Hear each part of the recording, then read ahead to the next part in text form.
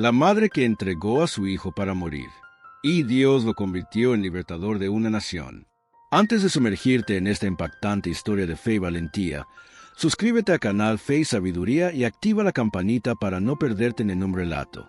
Deja tu me gusta ahora mismo. Tu apoyo ayuda a que más personas conozcan estas poderosas lecciones bíblicas. Comencemos. Bajo el sol inclemente de Egipto, cuando las pirámides aún proyectaban sombras interminables sobre los campos de papiro, un edicto cruel se deslizó como una serpiente por los callejones del barrio hebreo. Todo varón que nazca será arrojado al Nilo. La voz de los heraldos resonó entre chozas de adobe y los látigos de los capataces subrayaron cada sílaba con chasquidos que helaban la sangre. Las madres se llevaron las manos al vientre, los padres cerraron los puños de impotencia. Aquel día la esperanza pareció desvanecerse bajo el peso del imperio. En medio de esa atmósfera de terror, Joquebed sintió las primeras contracciones. Era de madrugada y el cielo apenas insinuaba una franja rosada cuando su esposo, Amram, la condujo al rincón más oculto de la casa, un cuarto sin ventanas donde solo ardía una lámpara de aceite. Afuera, los guardias patrullaban en busca de parturientas. Cada gemido podía delatar una nueva vida y sellar su sentencia. Joquebed mordió un paño para ahogar el grito, mientras la partera, una anciana de manos firmes y ojos llenos de sabiduría, guiaba el nacimiento con la urgencia de quien presencia un milagro clandestino. El alumbramiento fue rápido, casi silencioso, como si la vida comprendiera que debía llegar de puntillas. De pronto, un llanto agudo rasgó la penumbra. Era varón. Joquebed lo supo antes de que la partera lo anunciara. Lo sintió en la fuerza del grito, en la manera en que el pequeño abrió los puños desafiando al mundo. Por un instante, la madre experimentó un gozo inmenso y, al segundo siguiente, ese gozo se quebró en angustia. ¿Cómo celebrar el nacimiento de un hijo al que el rey ha condenado a morir? Las lágrimas que se mezclaron con la sangre del parto se secaron en silencio, sustituidas por la determinación de proteger aquella vida a cualquier precio. Pasaron los días y las noches como olas que chocaban contra un dique de miedo. Joquebed escondía al niño, a quien más tarde llamaría Moisés, salvado de las aguas, aunque todavía nadie lo supiera, en un rincón forrado con mantas tejidas por su abuela. Cada vez que los pasos de los soldados resonaban en la callejuela, la familia contenía la respiración. Si el pequeño lloraba, ella lo mecía con movimientos suaves, cantándole antiguas melodías sobre la promesa de una tierra donde fluirían leche y miel. Cada nota era una declaración de que el Dios de sus padres no había olvidado su sufrimiento. Amram reforzó la puerta con tablas y cubrió las rendijas con telas gruesas para amortiguar el sonido. Su hija Miriam, apenas una adolescente, se convirtió en centinela. Fingía recoger agua a la fuente, pero en realidad vigilaba la calle y avisaba si algún soldado se acercaba. Aarón, el hermano mayor, aprendió a jugar sin hacer ruido, inventando historias susurradas para entretener al bebé. Toda la familia se transformó en cómplice de un secreto que podía costarles la vida. Sin embargo, cada peligro convertido en oraciones recordaba que la fe florece precisamente donde la muerte pretende reinar. Una madrugada, cuando el niño cumplía 3 meses, Joquebed sintió el peso del tiempo como una roca sobre el pecho. El pequeño había crecido. Su llanto era más fuerte, sus movimientos más impetuosos. Pronto no podrían ocultarlo. Se arrodilló en el suelo de tierra apisonada y, con el niño dormido en sus brazos, alzó la mirada hacia el techo de cañas como si pudiera ver más allá, directo al cielo. Señor, susurró, tú que viste a Agar en el desierto, tú que abriste el vientre de Sara, mira también mi aflicción y muéstrame el camino. No hubo respuesta audible, pero la paz que inundó su pecho fue suficiente para indicarle el siguiente paso. Esa misma mañana, el rumor del mercado llegó temprano. Nuevas patrullas, registro sorpresa, inspecciones casa por casa. El pánico se propagó como fuego en rastrojo. Joquebed apretó los labios. Sabía que el momento de decidir había llegado. Con manos firmes, comenzó a recolectar juncos del río y a trenzarlos con betún y brea, creando un pequeño arca impermeable. Mientras trabajaba, cantaba en voz baja, como si cada hebra entrelazada fuera una nota de fe. Miriam observaba en silencio, comprendiendo que la confianza no se pronuncia con palabras, sino con actos que desafían la lógica del miedo. El sol se inclinaba hacia el ocaso cuando Joquebed terminó. Colocó mantas suaves dentro y probó la flotabilidad en un barreño con agua. El cesto se balanzó obediente, como una cuna sobre olas invisibles. Esa noche, Amram no pudo dormir. Caminó en círculos, luchando contra la idea de entregar a su hijo al río que tantas vidas había tragado. Joquebed le tomó las manos. Con voz que no emitía réplica, declaró: «Nuestro Dios abrió un mar para nuestros padres. Puede abrir un camino en las aguas para nuestro hijo». Cuando Amram escuchó esas palabras, el temor se dio un palmo ante la certeza de que lo imposible depende de la perspectiva. El amanecer siguiente pintó el Nilo de tonos dorados y púrpuras. Joquebed envolvió al bebé en un manto de lino y lo besó en la frente. «Eres un regalo del cielo», murmuró, «y al cielo te confío». Miriam, con el corazón desbocado, acompañó a su madre hasta la orilla, ocultas entre los juncos altos. El canto de los ibis se mezclaba con el murmullo del agua. Joquebed se arrodilló, colocó el cesto sobre la corriente. Durante un instante que pareció suspender el tiempo, sostuvo la tapa con sus dedos temblorosos. Finalmente, sus manos se abrieron y el arca se dejó llevar por la corriente. El cesto se alejó lentamente, mecido por el vaivén suave. Joquebed llevó la mano a la boca para contener un sollozo. Miriam, escondida entre los tallos, siguió la pequeña embarcación con la mirada, lista para correr si algo salía mal. A cada metro que avanzaba, una fibra del corazón de la madre quedaba flotando en el agua. Pero, en lo profundo, una voz silenciosa repetía: «Confía». El río que para otros era tumba se convertía, por la fe de una mujer, en camino de salvación. Detrás de ellas, la ciudad despertaba con el estruendo de tambores y órdenes militares. Delante, el Nilo llevaba al niño hacia un destino que ni Joquebed ni el faraón podían imaginar. Y mientras el sol ascendía, iluminando el agua como un sendero de fuego líquido, una sentencia de muerte empezaba a transformarse, por la valentía de una madre, en el primer latido de una historia de liberación que cambiaría el curso de la humanidad. El cesto avanzaba despacio, bamboleándose entre los juncos como un pequeño navío de esperanza. El agua, al rozar la brea, desprendía un leve aroma a resina que Miriam recordaría toda su vida. Era el olor de la fe materializada en fibras de papiro. La niña se desplazaba sigilosa por la ribera, pisando tierra húmeda con la ligereza de un cervatillo. No apartaba los ojos del bulto de lino donde dormía su hermano. Cada remolino, cada ondulación del Nilo le parecía una amenaza dispuesta a engullir aquel tesoro. El sol subía rápido, tiñendo de cobre los muros de adobe e incendiando los estandartes imperiales que ondeaban sobre el malecón. Era la hora en que las damas de la corte salían a bañarse, y, como si la providencia hubiera marcado la escena con tinta invisible, la hija del faraón apareció a la distancia. Sus sandalias de cuero fino apenas levantaban polvo. Un séquito de doncellas la escoltaba portando ungüentos, toallas de lino e incienso. Desde detrás de una palmera, Miriam tragó saliva. Si los egipcios descubrían que aquel bebé era hebreo, la orden de ejecución se cumpliría sin vacilar.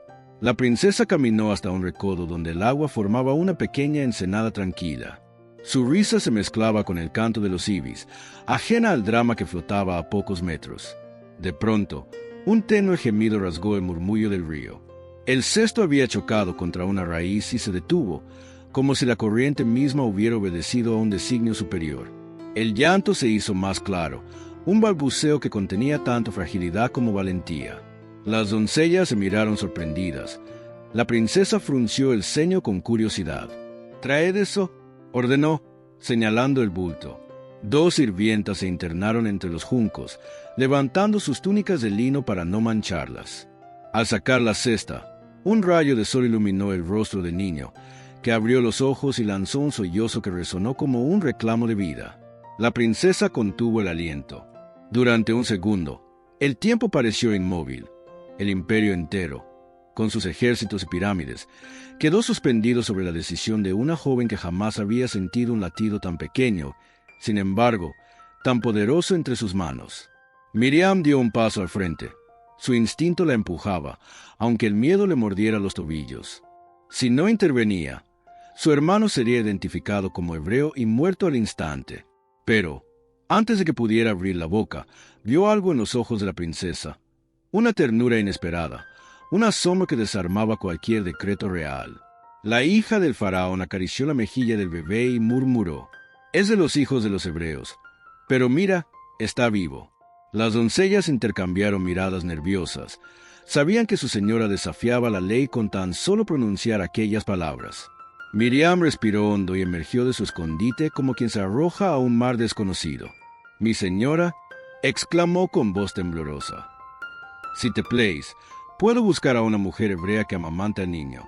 La princesa levantó la vista, sorprendida por la aparición de aquella muchacha descalza y polvorienta. Podría haberla hecho callar con un gesto, pero, en cambio, sonrió. Había algo en la mirada de Miriam, un brillo de valentía que resonaba con el propio impulso de la princesa a desafiar el orden establecido. «Ve», dijo simplemente, «y tráela cuanto antes». Miriam corrió como si el viento la empujara. Cada latido era una súplica: «Señor, haz que todo esto no sea un sueño». Al llegar a casa, encontró a Joquebed arrodillada, las manos aún mojadas por las lágrimas que no había logrado contener. Antes de que la madre preguntara, la hija ya la estaba jalando. «Rápido, ven. El bebé está vivo y la hija del faraón lo quiere». El trayecto de regreso fue un torbellino de emociones. Joquebed se debatía entre el pánico y la esperanza, pero cuando vio a la princesa sosteniendo a su hijo, supo que el Dios de Abraham había tejido un giro tan inesperado que ni el corazón más audaz habría imaginado. «¿Eres capaz de criarlo por mí?», preguntó la princesa, sin revelar a nadie la identidad de aquella mujer. Joquebed sintió que las rodillas le flaqueaban. ¿Podía el mismo río que amenazaba con devorar a su hijo devolverlo a sus brazos bajo la protección de la corte? La ironía divina era tan grande que casi dolía. «Con un nudo en la garganta», respondió, «lo cuidaré como si fuera mi propio hijo». La princesa asintió satisfecha y, en un gesto que cambiaría para siempre el destino de Israel, colocó al bebé de nuevo en los brazos de su verdadera madre. Luego añadió una promesa que resonó como un trueno en el alma de Joquebed: «Te pagaré un salario por tu servicio. Críalo y tráemelo cuando sea mayor». Salario. ¿Quién hubiera pensado que el imperio financiaría la crianza del libertador que un día lo desafiaría? Mientras Joquebed se alejaba, apretando al niño contra su pecho, comprendió que había presenciado un milagro de proporciones cósmicas. El amor de una madre, arrojado a un río de muerte, había regresado transformado en propósito divino. Esa noche, cuando la familia se reunió en la penumbra de su humilde casa, el pequeño dormía plácido, ajeno a los prodigios que se habían desencadenado. Amram miró a Joquebed con lágrimas de incredulidad. Miriam relató cada detalle con voz trémula y Aarón, maravillado, acarició la cabecita de su hermano. Joquebed levantó la vista al cielo estrellado y susurró: «Tú, Señor, conviertes los ríos en caminos y los decretos de muerte en pactos de vida». En el silencio que siguió, se oyó el suave respirar de Moisés. Era un sonido pequeño, casi insignificante, pero contenía la promesa de plagas que sacudirían imperios, de mares que se abrirían, de montañas que temblarían ante la voz de Dios. Y todo había comenzado con el llanto de un niño y la compasión de una princesa que, sin saberlo, había firmado el prólogo de la libertad. La brisa de la tarde arrastraba el olor a pan recién horneado y a humo de leña, mezclándose con el canto de los grillos que anunciaban el crepúsculo sobre la aldea hebrea. En una casa modesta, iluminada por la luz trémula de una lámpara de aceite, Joquebed sostenía a su hijo contra el pecho. El pequeño succionaba con avidez, ajeno a la grandeza del momento. Mamaba de la mujer que lo había puesto en un cesto para salvarlo y que ahora lo alimentaba bajo la protección, y el salario del palacio que había ordenado su muerte. Cada gota de leche era un acto de gratitud y un recordatorio del poder divino que transforma el temor en testimonio. Al principio, Joquebed temió que todo fuese un espejismo destinado a desvanecerse con la primera luz del alba. Pero los días pasaron, y la hija del faraón cumplió su promesa. Mensajeros reales llegaban con telas finas para el niño, con ungüentos, sobre todo con monedas de plata que, en cualquier otro contexto, habrían sido imposibles de imaginar en manos de una familia esclava. Amram, incrédulo, contaba las piezas una por una. Cada tintineo resonaba como un himno a la fidelidad de Dios. No era la riqueza lo que los deslumbraba, sino la ironía celestial de que el opresor pagara la crianza del libertador. En las noches silenciosas, Joquebed mecía a Moisés y le cantaba historias antiguas. la creación del mundo, la promesa hecha a Abraham bajo un cielo tachonado de estrellas, el sueño de Jacob con ángeles subiendo bajando por una escalera luminosa. Las palabras se deslizaban hasta los oídos del niño como semillas diminutas. Nadie en la casa dudaba de que germinarían algún día en forma de convicciones inquebrantables. Miriam, sentada a los pies de la cama, escuchaba embelesada, mientras Aarón, algo mayor, practicaba letras con un pedazo de carbón en la pared, decidida a preservar su historia en medio de una cultura que intentaba borrarlos. A medida que los meses se convertían en años, el pequeño se transformaba en un torbellino de curiosidad. Sus primeros pasos retumbaban sobre el piso de barro, y sus primeras palabras, un balbuceo que sonaba a Amá, provocaron una risa que estalló como campanas en el pecho de Joquebed. Sin embargo, cada avance traía consigo un recordatorio doloroso. El día de devolverlo a palacio se acercaba. La madre contaba las lunas como quien cuenta pétalos que se desprenden de una flor que pronto será arrancada. Pero, en lugar de aferrarse a la tristeza, decidió aprovechar cada instante para impregnar a su hijo de identidad. Cuando el sol se inclinaba hacia el poniente, Joquebed llevaba a Moisés al borde de los campos, donde los hebreos trabajaban bajo la mirada severa de los capataces egipcios. Señalaba los surcos abiertos por el sudor de su pueblo y susurraba: «Hijo mío, esos hombres son tus hermanos, su dolor es tu herencia y su esperanza será tu misión». Moisés, con los ojos muy abiertos, observaba los látigos y las espaldas encorvadas. No entendía del todo, pero aquellas imágenes se grababan en su memoria como brasas encendidas que más tarde arderían en forma de compasión y coraje. Joquebed también le mostró la belleza. Las canciones de cuna que hablaban de un Dios que escucha, las historias de mujeres valientes como Sara y Raquel, los sueños de un futuro donde la libertad no fuera un susurro prohibido, sino un canto entonado a plena voz. Cada noche, antes de dormir, le imponía las manos en la frente y oraba: «Que el Señor haga resplandecer su rostro sobre ti, y te dé la fuerza de un león y la mansedumbre de un cordero. Que tu vida sea señal de que el Altísimo gobierna sobre reyes y esclavos por igual». El niño cerraba los ojos, y sus pestañas temblaban como alas de mariposa, mientras el eco de aquella bendición se hundía en lo profundo de su ser. No faltaron momentos de miedo. Una tarde, un soldado egipcio entró abruptamente en la casa buscando a un esclavo fugitivo. El estrépito hizo que Moisés aferrara al cuello de su madre. Joquebed sintió un sudor frío recorrerle la espalda.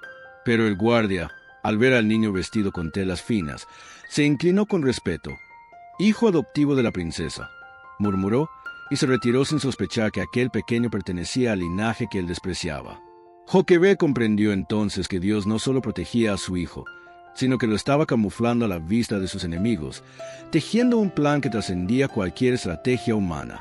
Llegó finalmente la mañana en que el mensajero real vino a buscarlos.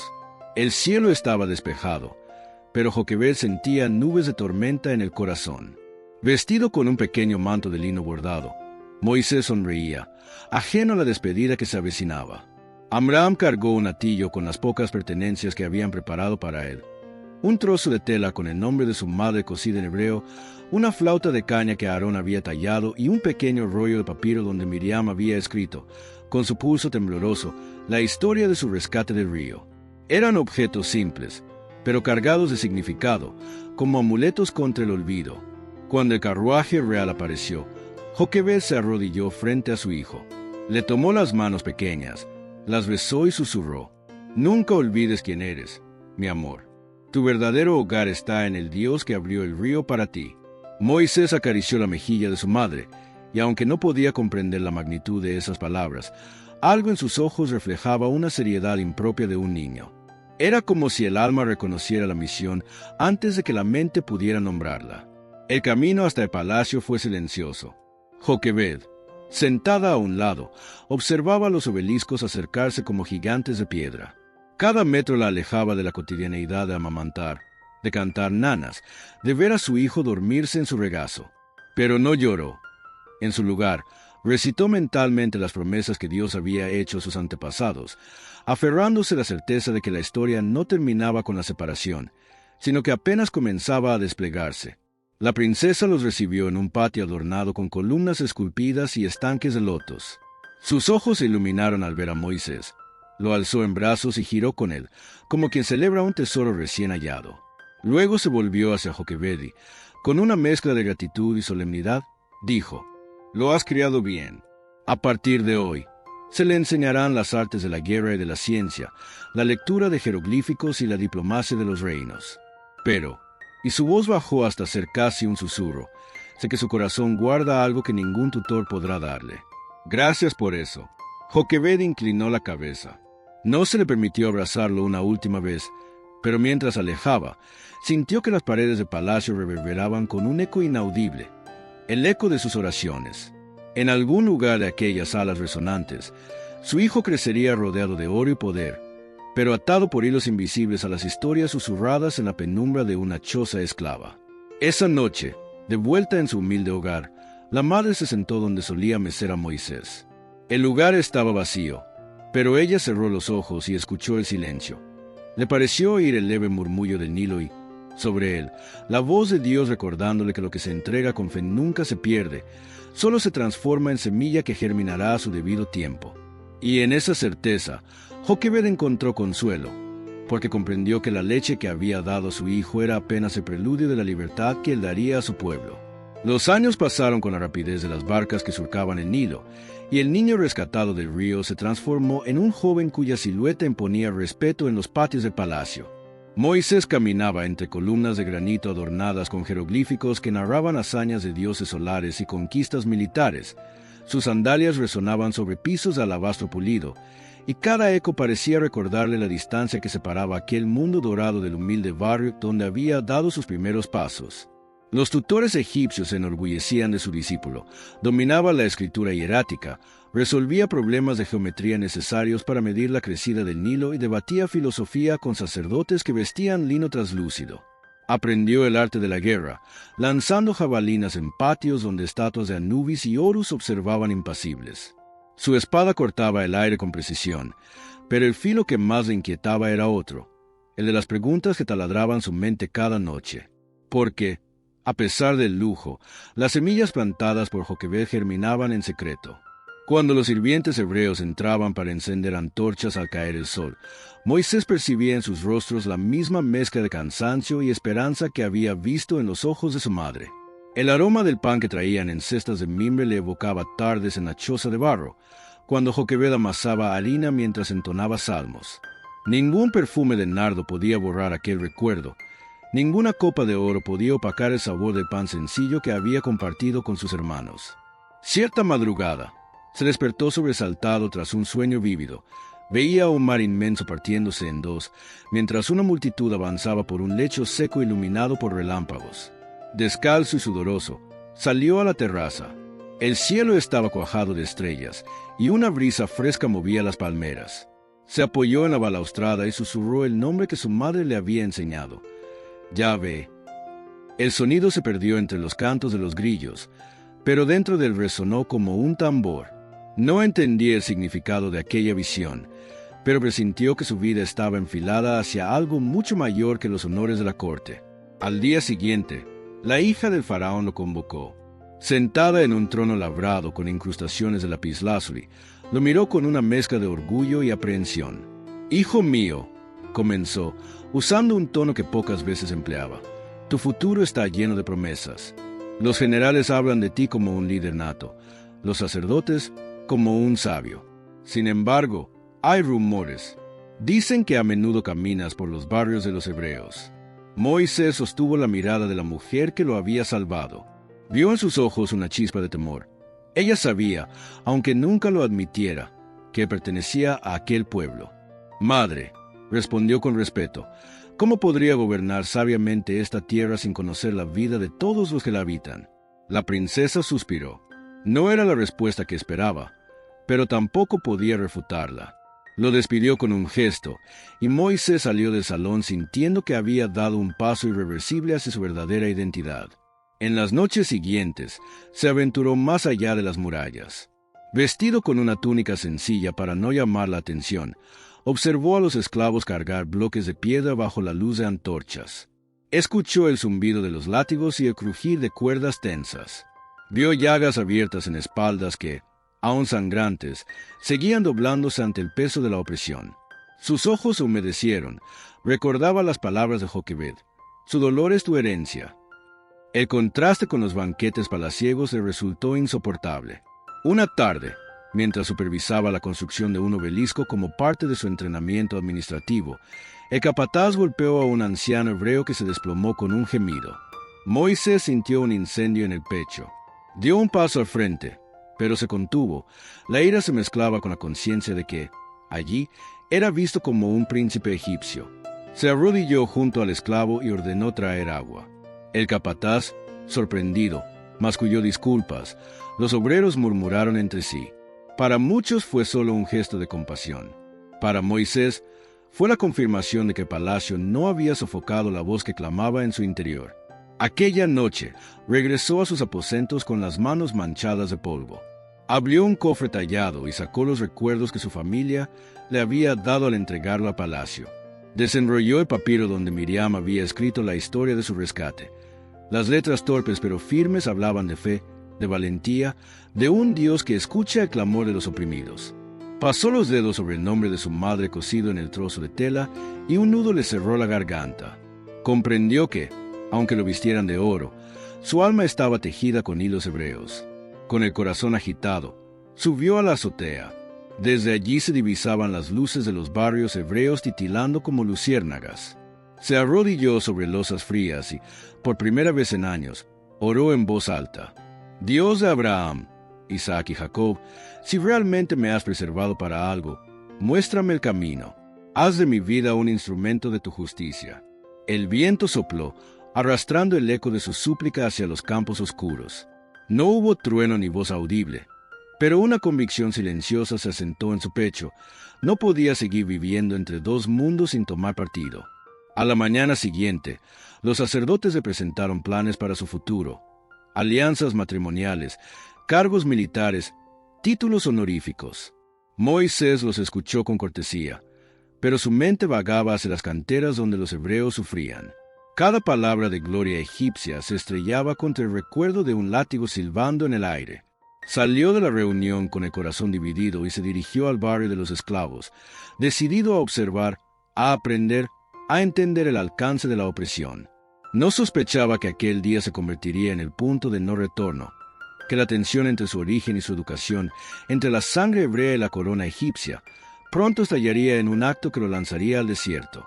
Pero esa es otra escena, forjada en el crisol de la indignación. Por ahora, mientras el sol descendía y teñía el cielo de púrpura, Moisés caminaba entre chozas y hornos de ladrillo con los ojos abiertos y el corazón en llamas, sabiendo que el llamado divino late con más fuerza que los tambores de cualquier imperio. El palacio podía instruirlo, vestirlo y coronarlo, pero no podía arrebatarle la identidad que su madre había sembrado con lágrimas y canciones. Y esa identidad, fermentada en el silencio de sus noches, estaba a punto de convertirse en la voz que desafiaría a reyes y abriría mares. El sol abrasador caía a plomo sobre las canteras de piedra cuando Moisés presenció aquello que cambiaría el curso de su existencia. El capataz egipcio, ebrio de poder, alzó el látigo y descargó un golpe brutal sobre la espalda encorvada de un anciano hebreo que apenas podía sostenerse en pie. El chasquido del cuero rasgó el aire. La carne se abrió en un hilo rojo y el gemido que brotó de los labios del esclavo atravesó el pecho de Moisés como un cuchillo candente. Durante un instante, el príncipe y el hebreo se miraron. En los ojos del anciano había dolor, pero también un destello de resignación aprendida tras décadas de yugo. En los de Moisés, sin embargo, ardía un fuego que ya no podía contenerse. El capataz levantó el brazo de nuevo. Moisés dio un paso al frente. La sangre le rugía en los oídos. Su entrenamiento marcial guió sus movimientos antes de que la razón pudiera detenerlo. Sujetó el brazo del egipcio, lo retorció y, en la lucha que siguió, el hombre tropezó y cayó sobre una piedra afilada. El golpe fue seco, definitivo. El silencio que quedó flotando fue más pesado que cualquier grito. Moisés sintió el pulso del hombre apagarse bajo sus dedos y comprendió, con la lucidez helada de quien cruza un umbral, que ya no había marcha atrás. Había matado a un egipcio para defender a un hebreo. Su identidad, largamente contenida, acababa de gritar al mundo entero. Miró alrededor. Los esclavos observaban con mezcla de temor y asombro. Unos labios temblorosos pronunciaron su nombre en hebreo, y aquello sonó como una sentencia. Con el corazón desbocado, arrastró el cuerpo hasta un montículo de arena y lo cubrió apresuradamente. El sudor le nublaba la vista, pero no tanto como la certeza de que Palacio no toleraría su traición. Al caer la noche, empaquetó lo indispensable, tomó un manto áspero y se escabulló entre callejones. Cada sombra parecía un delator, cada ladrido de perro, un pregón de su culpa. Cuando las puertas de la ciudad se cerraron tras él, la vida que había conocido quedó al otro lado, irreparablemente perdida. Caminó sin rumbo por el desierto, alimentándose de raíces amargas y sorbos mezquinos de agua que hallaba en grietas de roca. El recuerdo de Joquebed y sus historias de patriarcas lo sostenía como un hilo de oro en medio de la arena incandescente. Dios hace camino en el desierto. Se repetía, aunque la soledad amenazara con devorarlo. Al tercer día, con los labios agrietados y las piernas desfallecientes, divisó un pozo rodeado de pastores. Era la tierra de Madián. Se acercó con cautela. Unas jóvenes peleaban por abrevar su rebaño mientras pastores robustos las empujaban. Sin pensarlo, Moisés intervino. Alejó a los hombres con la autoridad de quien ha mandado ejércitos y ayudó a las muchachas a sacar agua. Aquella noche, sentado a la mesa de Jetro, sacerdote de Madián y padre de las jóvenes, probó pan de cebada y leche agria. La hospitalidad sencilla le pareció un oasis para el alma. Jetro lo escuchó en silencio. Moisés habló poco, pero en su mirada el anciano leyó un pasado roto y un futuro en ciernes. Con el tiempo, le dio a su hija Séfora por esposa y lo puso a cargo de los rebaños. Así transcurrieron los años. El príncipe se volvió pastor, cambiando la espada por el cayado, los salones de mármol por la vastedad azul del cielo. Cada amanecer, el viento del desierto silbaba entre las rocas, y Moisés se preguntaba si aquella sería la melodía final de su historia o apenas el preludio de algo mayor. Una tarde, mientras guiaba el rebaño hacia los flancos del Horeb, vio una zarza arder sin consumirse. El fuego danzaba en silencio, como si el tiempo hubiera decidido detenerse a contemplar aquel prodigio. Moisés se acercó, atraído por la maravilla y, al mismo tiempo, temeroso de profanar un misterio. Entonces oyó su nombre, no con los oídos, sino con todo el ser. Moisés, Moisés. Heme aquí, respondió, sintiendo que las rodillas le temblaban. Quita las sandalias de tus pies, porque el lugar que pisas es santo. La voz era como trueno y susurro a la vez, una corriente que atravesaba la médula y el alma. Moisés se cubrió el rostro. El aire olía a santidad, un aroma antiguo y, sin embargo, familiar. La voz continuó. He visto la aflicción de mi pueblo en Egipto y he oído su clamor. Por eso te envío a Faraón, para que saques a mi pueblo de su esclavitud. Las palabras golpearon a Moisés como granizo. Él, el fugitivo, debía regresar al imperio que lo consideraba un asesino. Balbuceó objeciones. Su torpeza al hablar, la incredulidad que encontraría, el poder colosal de Faraón. Pero cada excusa se estrelló contra la promesa divina. Yo estaré contigo. Yo soy el que soy. Esa noche, al pie del Horeb, el desierto entero pareció latir al compás de aquel nombre impronunciable.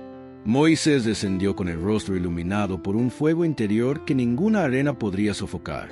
Regresó a la tienda, besó a Séfora y tomó a su hijo en brazos. La familia supo que algo irrevocable había sucedido. En sus ojos ardía la misma llama que había envuelto la zarza. Días después, con el cayado en una mano y la promesa en el corazón, emprendió el camino de vuelta a Egipto. El viento levantaba remolinos a su alrededor, como si el desierto celebrara la marcha del hombre que enfrentaría a los dioses de piedra. En el horizonte, las pirámides emergían como colosos dormidos.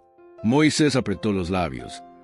Cada paso lo acercaba al palacio donde había crecido y al trono que ahora debía desafiar en nombre de aquel que oye el clamor de los oprimidos. Cuando cruzó las puertas de la ciudad, la gente apenas reparó en aquel pastor cubierto de polvo. Pero las piedras mismas parecieron estremecerse al reconocer al niño salvado del Nilo, ahora convertido en heraldo de libertad. Se reunió con Aarón en un callejón discreto. Se abrazaron, y Moisés vio en los ojos de su hermano el reflejo de todas las oraciones de Joquebed. Juntos caminaron hacia el palacio. Los guardias cruzaron lanzas. Desconfiados, Moisés levantó el cayado que había usado para guiar ovejas y habló con voz que resonó más allá de los muros. Así dice el Señor, Dios de Israel, deja ir a mi pueblo. El eco de aquella orden se propagó como un trueno sobre el imperio. En los salones donde antes se discutían estrategias de guerra, se hablaría ahora de plagas y prodigios. En las noches donde resonaban cánticos paganos, se escucharían lamentos y súplicas. Y todo comenzó con un fugitivo que había creído la palabra ardiente de un Dios que transforma asesinos en libertadores y desiertos en pasillos sagrados. El eco de la sentencia divina, «Deja ir a mi pueblo», retumbó por los corredores de piedra y llegó hasta el trono donde el faraón, adornado con oro y plumas de avestruz, sonrió con desdén. ¿Quién era aquel pastor polvoriento que se atrevía a desafiar la corona del dios Sol? Moisés sostuvo la mirada del monarca con la serenidad de quien carga una autoridad que no emana de cetros humanos. A su lado, Aarón levantó el cayado. Al tocar el mármol reluciente, el bastón se transformó en serpiente que siseó, viva, ante la corte. Los magos egipcios replicaron el prodigio con sus artes, pero la serpiente de Aarón devoró a las demás, como un presagio de la batalla que estaba por desatarse entre la soberbia imperial y el clamor de los oprimidos. El faraón endureció su corazón, y así comenzó la tempestad. Al amanecer siguiente, las aguas del Nilo se tornaron sangre. Los pescadores gritaron al ver los peces flotando panza arriba. El hedor impregnó las calles, y los sacerdotes, impotentes, ofrecieron incienso en vano. Moisés se presentó de nuevo. ¿Hasta cuándo rehusarás humillarte? Pero el faraón se encogió de hombros. Su palacio tenía cisternas de agua dulce, y él no bebía del río como la plebe. Entonces llegaron las ranas, un ejército verde que invadió cámaras reales, cocinas y templos. El croar ensordeció los cánticos a Ra y a Osiris.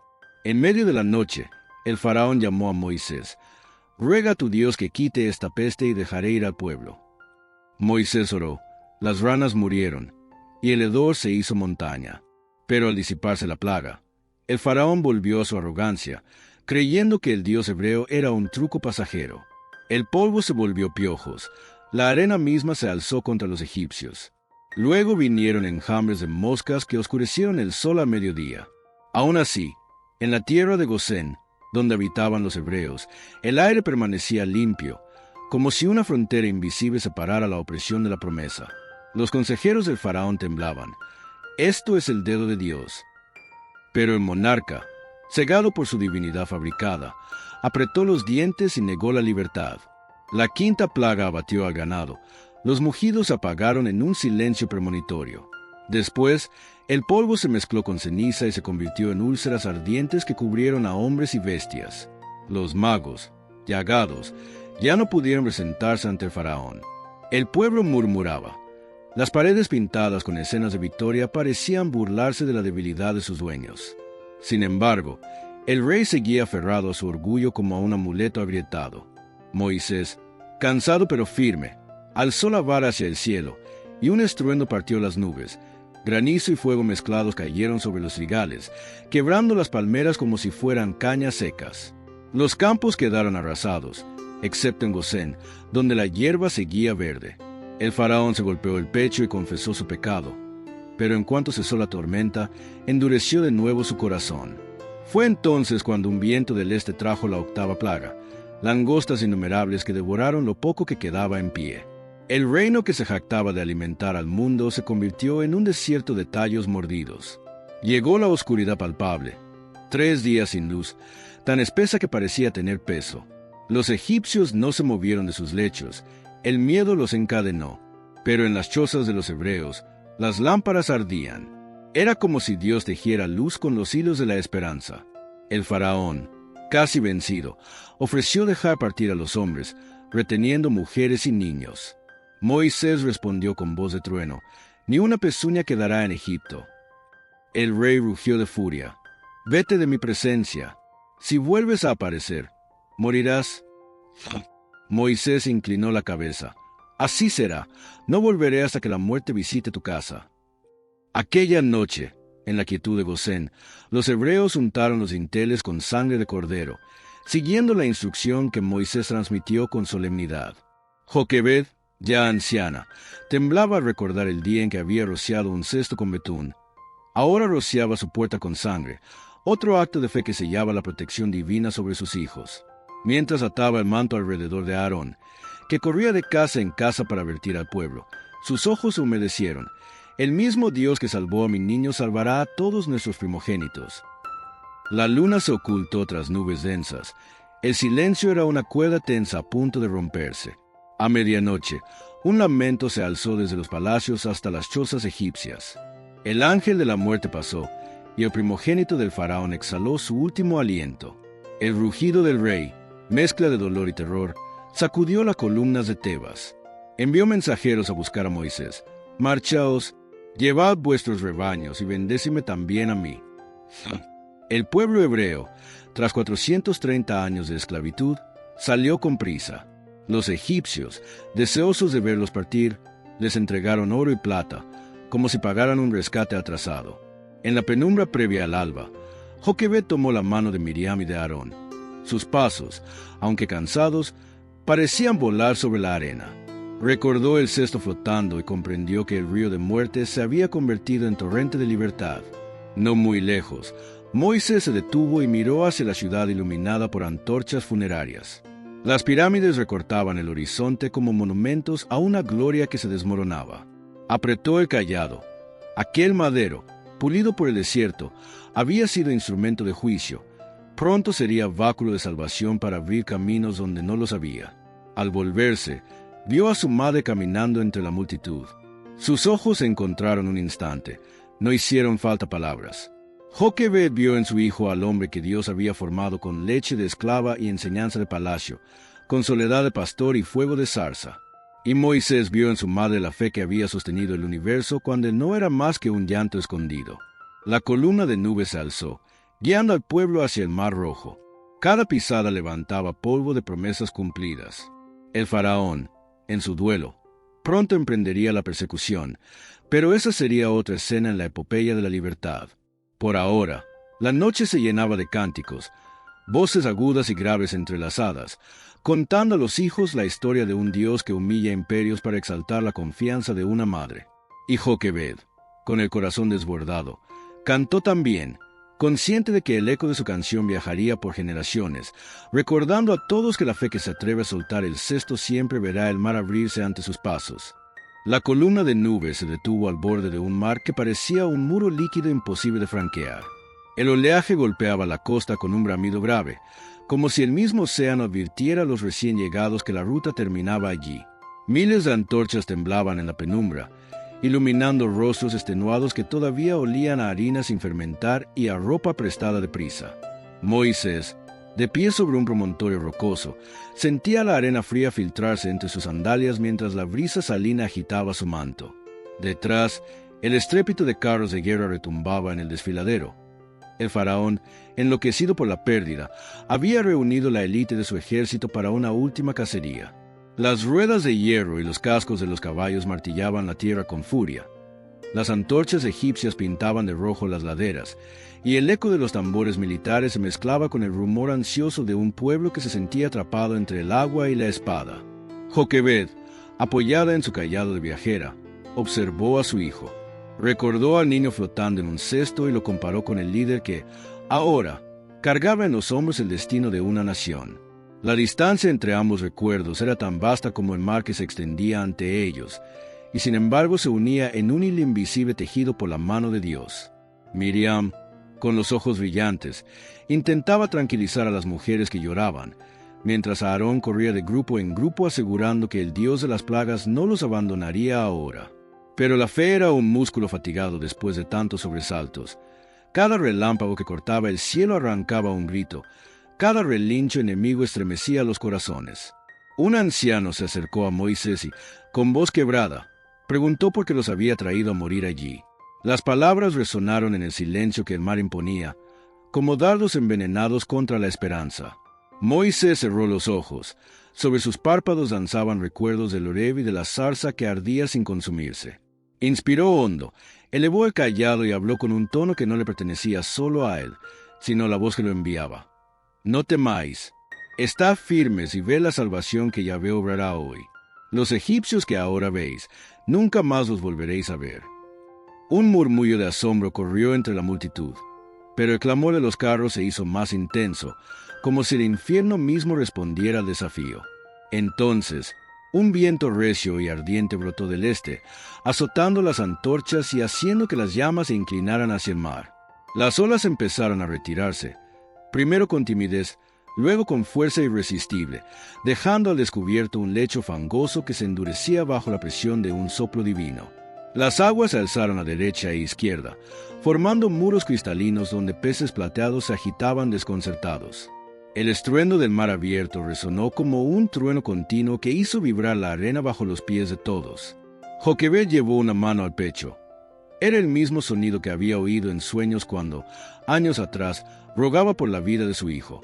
Moisés descendió el primer escalón de tierra firme y se volvió hacia el pueblo.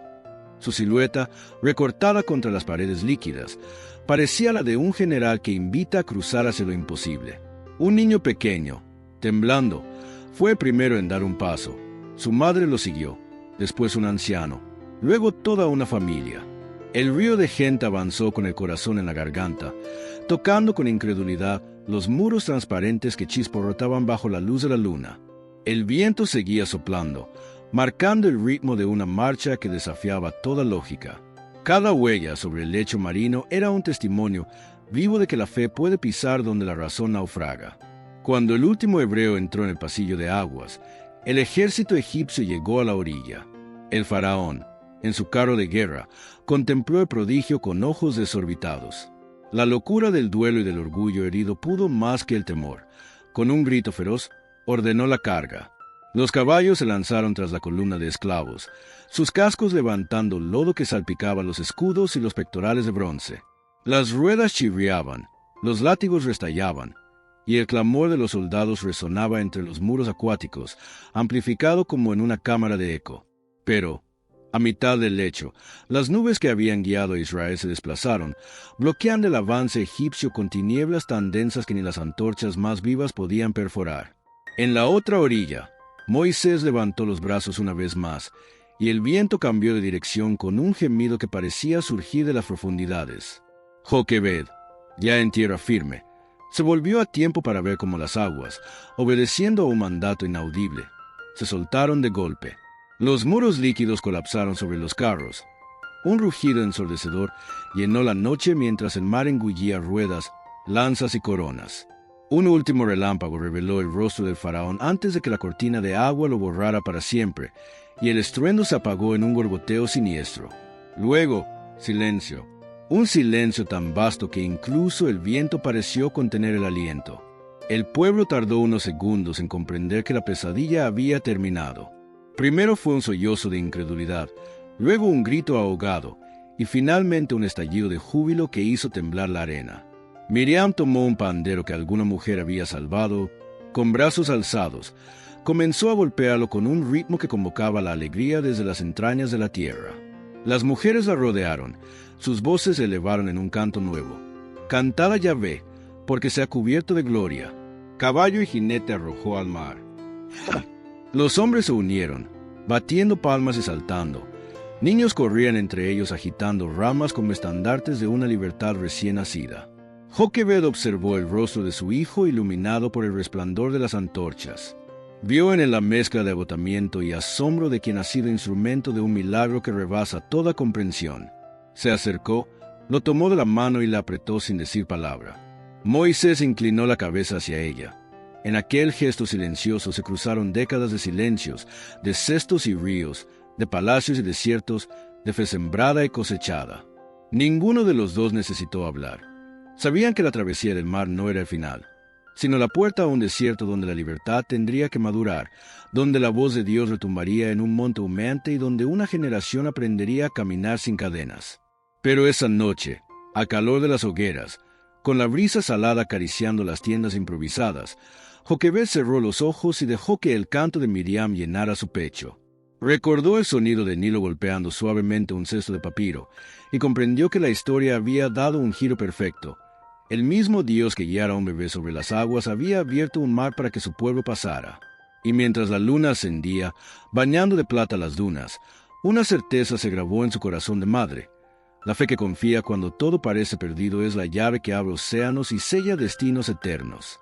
La primera aurora libre encontró al pueblo dormido sobre la arena, exhausto por la danza frenética de la noche anterior. El mar, ya en calma, devolvía a la playa fragmentos de carrocerías retorcidas y escudos bruñidos que el sol convertía en espejos trágicos. Entre las tiendas improvisadas, el silencio era tan denso que se oía el crujido de la brasa al consumirse. Moisés se levantó antes que nadie, caminó hasta la orilla. Sus huellas quedaron impresas en la arena húmeda, paralelas a las del cesto que, años atrás, lo había llevado a la salvación. El viento fresco le golpeó el rostro y le trajo, como un susurro, la voz de su madre cantándole sobre las promesas hechas a Abraham. Cerró los ojos y agradeció al Dios que transforma los ríos en sendas y las sendas en epopeyas. A sus espaldas, Joquebed se desperezó bajo una manta de lana áspera. Las rodillas le dolían, pero el corazón le palpitaba con la energía de la juventud. Se incorporó lentamente y, al ver a su hijo recortado contra el horizonte, sintió que el pecho se le llenaba de un orgullo manso, casi sagrado. Recordó cada etapa de aquel viaje, las contracciones ahogadas en un cuarto sin ventanas, el cesto impermeabilizado con lágrimas, el retorno inesperado del bebé bajo la protección de la princesa, el día en que lo entregó a palacio, la noche en que corrió por las calles de Gosén para untar la puerta con sangre. Cada recuerdo era un nudo en la cuerda de su fe, y esa cuerda ahora sostenía a toda una nación. Cuando el campamento despertó, Aarón y Miriam reunieron al pueblo. Se contaron los rebaños, se repartió el panásimo y se revisaron las vasijas de agua. Moisés, con el cayado en la mano, anunció que emprenderían la marcha hacia el desierto de Sin. Allí, entre montañas áridas, Dios les hablaría de un pacto nuevo. La noticia provocó un murmullo inquieto. El mar había quedado atrás, pero por delante se extendía un vacío incierto donde ni el trigo ni el ajo crecían. Joquebed escuchó las quejas y las entendió. La libertad sabe a miel en la lengua, pero pesa como plomo en los hombros. Sin embargo, cuando vio a Moisés alzar el bastón y señalar el horizonte, supo que la misma mano que abrió el agua abriría también caminos en la roca. Los días siguientes fueron un compás de calor abrasador y noches heladas. El maná apareció como escarcha dulce sobre el suelo, y la gente aprendió a saborear la providencia en forma de migas celestes. Cuando el agua faltó, Moisés golpeó la peña, y un torrente cristalino sació la sed de miles. Joquebed observaba todo con ojos de testigo privilegiada. Cada milagro confirmaba que su acto de entrega no había sido un salto a vacío, sino un paso en un puente invisible que Dios iba construyendo bajo sus pies. Una tarde, mientras el sol teñía las dunas de cobre, Moisés convocó a los ancianos al pie del Sinaí. El monte se alzaba como un coloso sombrío, coronado por nubes que destellaban relámpagos silenciosos. Joquebed se quedó a cierta distancia, sentada sobre una roca, y vio cómo su hijo ascendía entre la bruma, envuelto en un resplandor que parecía prenderse en su manto. Cuando la figura de Moisés desapareció entre los peñascos, la madre apretó contra el pecho el trozo de tela con su nombre bordado que le había devuelto antes de subir. «Para que recuerdes que todo comenzó con tu fe», le había dicho. Las lágrimas que rodaron por sus mejillas no eran de miedo, sino de gratitud. Sabía que, allí arriba, el Dios que la había acompañado en cada parto de dolor y esperanza estaba firmando un pacto que llevaría su sello maternal en cada letra de fuego. Pasaron días envueltos en trueno y espesor de nubes. El campamento temblaba ante el estrépito del monte, pero Joquebed permanecía serena. Había aprendido que el rugido de Dios siempre es preludio de consuelo. Cuando Moisés descendió con las tablas de piedra, su rostro irradiaba un fulgor que obligó a todos a apartar la vista. Se detuvo junto a su madre y, sin pronunciar palabra, le mostró los mandamientos tallados por el dedo divino. Joquebed pasó los dedos sobre los surcos de las letras. Cada trazo le recordó las arrugas de sus propias manos, marcadas por años de hilar esperanza en secreto. Comprendió entonces que la ley que guiaría a su pueblo por generaciones era el eco ampliado del susurro que ella había repetido al oído de su bebé. Nuestro Dios ve, nuestro Dios oye, nuestro Dios libra. El tiempo siguió su curso, medido por el vaivén de las tiendas y la cadencia de la columna de nube y fuego. Joquebed envejeció bajo el cielo abierto del desierto, pero su mirada nunca perdió el brillo de la expectativa. Una noche de luna llena, mientras el campamento dormía, pidió a Miriam que la llevara hasta una duna cercana desde donde se divisaban las luces titilantes de todo Israel. Se sentó sobre la arena fresca y miró el firmamento plagado de estrellas, recordando la promesa dada a Abraham. Sintió que la vida se le escapaba en un suspiro dulce, como la brisa que mece una llama a punto de extinguirse. Miriam la sostuvo en silencio. Joquebed apretó su mano y, con un hilo de voz, pronunció la oración que la había acompañado desde aquella madrugada en Egipto. Señor, lo entrego de nuevo a ti. Con esa última entrega, cerró los ojos y descansó. Al amanecer, cuando Moisés se enteró, subió a la misma duna. Se arrodilló junto al cuerpo de su madre envuelto en un manto y lloró sin vergüenza. Cada lágrima caía sobre la arena como semilla que el desierto guardaría hasta la estación propicia. Después, se puso en pie, tomó el cayado y miró al horizonte donde, más allá de montañas aún desconocidas, se extendía la tierra prometida. El viento agitó su barba y le trajo el eco de la voz de Joquebed. Tu vida es de Dios. Apretó el bastón, respiró hondo y descendió para dirigir a la nación que había nacido del vientre de una madre valiente. Aquella tarde, Miriam compuso un canto que hablaba de una mujer que soltó un cesto y recibió a cambio un pueblo libre. Los ancianos lo aprendieron y lo enseñaron a los niños, quienes lo cantarían siglos después junto a ríos de exilio, más tarde, en patios de sinagogas, y aún más tarde, en templos donde se leería sobre un Mesías que abriría no solo mares, sino sepulcros. Y cada vez que el canto se alzara, el nombre de Joquebed vibraría en las notas, recordando a todos que cuando una madre entrega a su hijo a Dios, Él lo convierte en instrumento de salvación para multitudes. Así terminó la travesía de la mujer que desafió a Faraón con un cesto y conquistó la eternidad con su fe. Y así comenzó la historia de un pueblo que, guiado por el hijo de esa madre, aprendería a caminar con la mirada fija en la nube de un Dios que transforma lo imposible en herencia y la debilidad en gloria.